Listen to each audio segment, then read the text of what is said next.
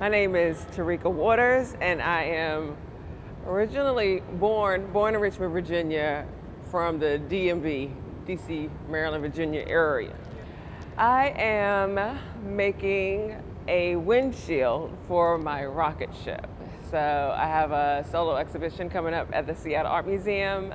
It opens May 7th, and one of the featured pieces is a giant powder pink colored rocket ship. I've been working on a series of ball barrettes over the years, some various mediums. My recent series, they were all done in glass. So the task here is to create a windshield for this rocket ship that kind of favors and lends to some of the those rounded organic shapes that are heavily featured in the exhibition. These ball barrettes have significant meaning. This rocket ship houses two pairs on either side, and so the windshield will essentially be an amalgamation of a spherical element, similar to like if you would blow bubbles at the end of that wand, where those bubble clusters just kind of come out and just fall alongside the wand, just kind of going for an organic shape. When I found out that I was going to be doing a solo exhibition at SAM, they wanted to give me enough time.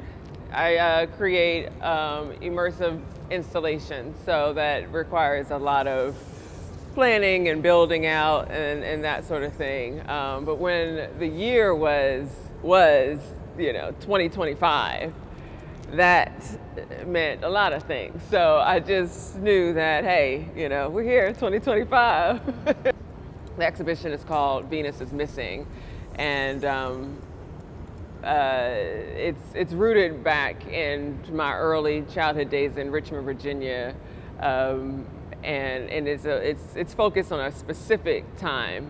I'm an 80s baby. I was born right at the height of the 80s, where the times looked a lot different than they do now. Not by much, but that was the onset of a lot of consumerism and just vibrant, saturated colors, a lot of distractions, television, just pop culture all around. For me, I like to draw from these elements that are symbolic of that time, symbolic of my childhood, that are, they are ubiquitous, but because they fit particularly into my narrative, then I can kind of bend and shape what that story looks like specifically for me and people who look like me. And so the ball barrettes have been a really great kind of anchor point in that I'm able to tell various stories with just that one specific object.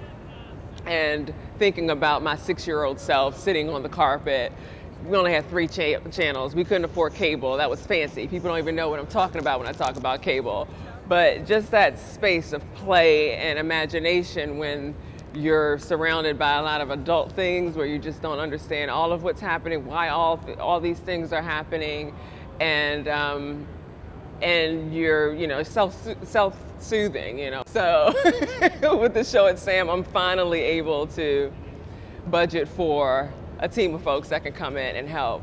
When this residency came up, this was perfect, because I can then have that extension of the series that I was working with at my solo exhibition a couple of years ago that featured those glass ball barrettes at the Museum of Museums, and then kind of keep that story going.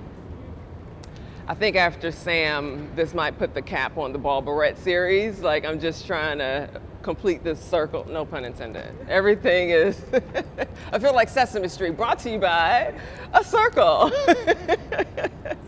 Yeah.